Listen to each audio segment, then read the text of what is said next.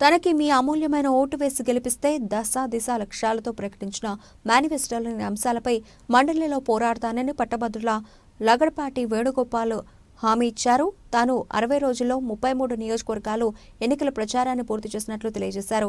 నగరంలోని Stella college Saibaba గుడి సమీపంలో ఆర్టీసీ కాలనీ మొదటి రోడ్డు విన్నర్ కాలేజీ నందు పట్టభద్రులు ఎమ్మెల్సీ ఇండిపెండెంట్ అభ్యర్థి లగడపాటి వేణుగోపాల్ విలేకరుల సమావేశాన్ని లగడపాటి వేణుగోపాల్ మీడియాతో మాట్లాడుతూ రాష్ట్ర ప్రజలందరికీ క్రిస్మస్, నూతన సంవత్సర, సంక్రాంతి శుభాకాంక్షలు తెలిపారు.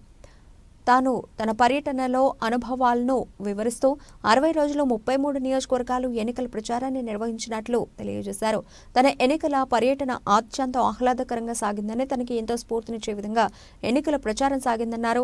తనకు మీ అమూల్యమైన ఓటు వేసి గెలిపిస్తే దశ దిశ లక్ష్యాలతో ప్రకటించిన మేనిఫెస్టోలోని అంశాలపై శాసనమండలిలో పోరాడతానని లగడపాటి వేణుగోపాల్ హామీ ఇచ్చారు.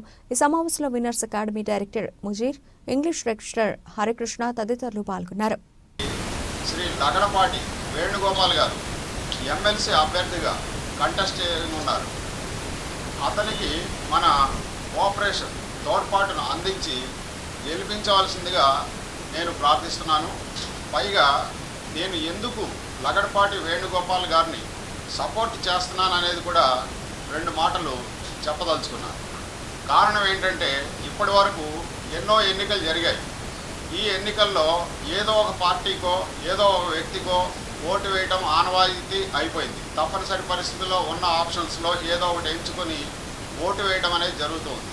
కానీ ఈసారి ఒక మంచి వ్యక్తికి ఈ పట్టభద్రులకు సంబంధించినటువంటి సమస్యలు ఏవైతే ఉన్నాయో ఆ సమస్యలపై మంచి అవగాహన, పట్టు ఉన్నటువంటి లగడపాటి వేణుగోపాల్ గారికి మనం ఓటు వేసి సమర్థించడం వల్ల మనం మన ప్రజాస్వామ్యాన్ని గౌరవించినట్లు, దానికి తగ్గట్టుగా ఒక మంచి వ్యక్తిని గెలిపించుకున్నట్లు అవుతుందని చెప్పి నేను సపోర్ట్ చేయడం జరుగుతుంది.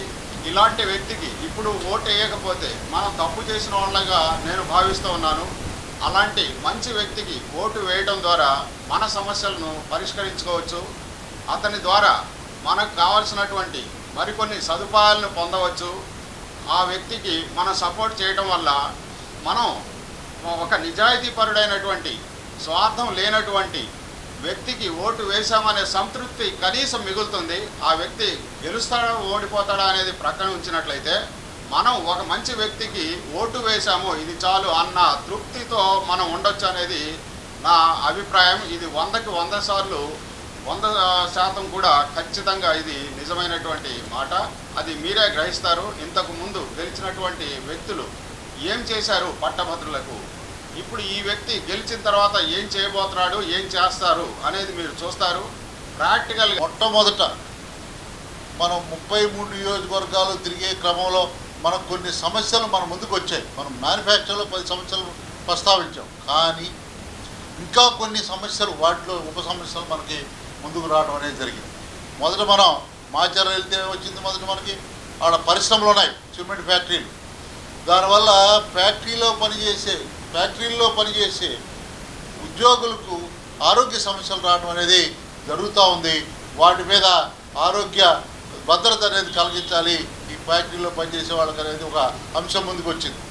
మళ్ళా గురుకులాల్లోకి వెళ్ళాం. మనం గురుకులాల్లోకి వెళ్తే ఏమొచ్చింది, మాకు ఉద్యోగ భద్రత లేదు, అలాగే మా జీతాలు చాలా స్వల్పంగా ఉన్నాయి అని ఇంకో అంశం ముందుకు వచ్చింది. గురుకులాల్లో పనిచేసే గెస్ట్ లెక్చర్స్ పాప వాళ్ళు కోరింది ఎక్కువేమి లేదు. మాకు గురుకులాల్లో పనిచేస్తారు, మాకు ఎంత ఇస్తున్నారు, 21,000 ఇస్తారు టీచర్గా, అయితే 28,000 ఏమైనా లెక్చర్గా ఇస్తారు. వాళ్ళు కోరిన కోరిక ఏంటంటే మాకు ఉద్యోగ భద్రత కల్పిస్తూ మమ్మల్ని జీతం పెరగడానికి ఒక అంశాన్ని ప్రస్తావించారు. ఏమి ప్రస్తావించారంటే మాకు కాంట్రాక్ట్ లెక్చరర్గా మమ్మల్ని టీచర్స్గా గుర్తించండి అని కోరారు. దీనివల్ల వాళ్ళకి వచ్చే ప్రయోజనం ఏంటి, వాళ్ళకి వచ్చే ప్రయోజనం ఏంటంటే ₹4 పెరుగుతాయి, అంటే 45,000కి వెళ్తాయి వాళ్ళ జీతాలు. కాబట్టి ఈ అంశాన్ని ప్రస్తావించారు. కొన్ని చోట్లకి వెళ్తే గవర్నమెంట్ ఉపాధ్యాయులు వాళ్ళు ఏమంటున్నారు, మాకు ఈ పిఎఫ్ఐ లోన్లు సరిగా రావట్లేదన్నారు, సరైన సకాలంలో అందటం లేదన్నారు, అలాగే ఈహెచ్ఎస్ జరగట్లేదన్నారు, అలాగే రిటైర్ అయిన వారికి పెన్షన్ సకాలంలో అందటం లేదు, అలాగే అట్ ద సేమ్ టైం వాళ్ళకి బకాయిలు ఎమ్మటే చెల్లించడం లేదనేది ఈ అంశాలు ముందుకు వచ్చాయి. తర్వాత కొన్ని ప్రాంతాలు ప్రైవేట్ లెక్చరర్స్ దగ్గరికి వెళ్ళాం. వాళ్ళ దగ్గరికి వచ్చి మాకు ఉద్యోగ భద్రతే లేదు. అంటే ప్రైవేట్ కార్పొరేట్లో కానివ్వండి, ప్రైవేట్ కాలేజీల్లో కానివ్వండి, ఉపాధ్యాయులు కానివ్వండి, లెక్చరర్స్ కానీ వాళ్ళదేమిటి బాధలు ఏమిటంటే మాకు ఉద్యోగ భద్రత లేదు, మమ్మల్ని అందరూ కూడా దసరా అయిపో. అందరికీ నమస్కారం అండి. నా పేరు హరికృష్ణ అండి. నేను ఇంగ్లీష్ లెక్చరర్ని.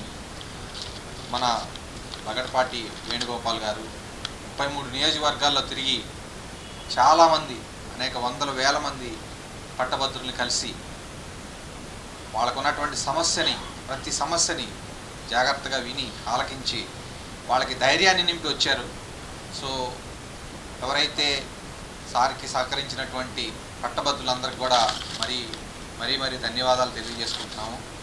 సో ఇదే విధంగా రాబోయేటటువంటి ఎలక్షన్స్లో వేణుగోపాల్ గారిని మనమందరం సహకరించి మన ప్రోత్సాహాన్ని ఇచ్చి మనమందరం ఉత్సాహంగా ఓట్లు వేసి వాటిని అఖండ మెజారిటీతో గెలిపించవలసిందిగా అది మన బాధ్యతగా తీసుకొని, ఎందుకంటే ఆల్రెడీ ఇందాక సార్ అన్ని సమస్యలు చెప్పారు. ప్రతి సమస్యని మనకున్నటువంటి ప్రతి సమస్యని చట్టసభల్లో ఆయన గళం ద్వారా వినిపించి మనకి తగిన న్యాయం చేకూరుస్తారు. కాబట్టి ఆ నమ్మకంతో మనం ఆయన్ని చట్టసభలకు పంపించి మన వంతుగా బాధ్యతగా తీసుకొని ప్రతి ఒక్కళ్ళు ఈ గుంటూరు, కృష్ణా, ఈ ప్రతి జిల్లాలో ఉన్నటువంటి పట్టభద్రులందరూ ఆలోచించండి. అసలు ఇప్పటివరకు మనం ఎటువంటి వాళ్ళని ఎన్నుకున్నాము, రాబోయేటటువంటి నెక్స్ట్ ఎలక్షన్లో మనకి మద్దతుగా మన సమస్యల్ని వినిపించి మనకి పరిష్కార దిశగా అడుగులు వేసేటటువంటి లగడపాటి వేణుగోపాల్ గారిని మనమందరం గెలిపించుకోవాలి. మీరందరూ కూడా సహకరించాలని కోరుకుంటూ నేను అందరికీ సెలవు. ధన్యవాదాలు. నమస్కారం.